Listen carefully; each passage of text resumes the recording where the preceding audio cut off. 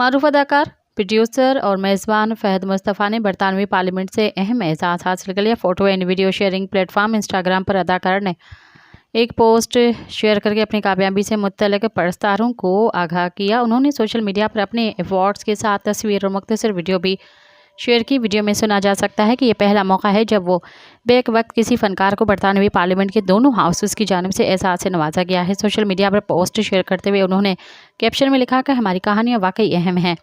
ये कामयाबी सिर्फ मेरी नहीं बल्कि ये पाकिस्तान के हर फनकार, हर ख्वाब देखने वाले और हर कहानीकार की कहानी है जो बड़े ख्वाब देखने और हदें पार करने की हिम्मत रखता है। ये हमारी सकाफ़त की ताकत है, हमारी कहानियाँ और इत्तेहाद के गैर मुतज़ल जज्बे का सबूत है जो हमें आलमी सतह पर पहुँचा दिया है।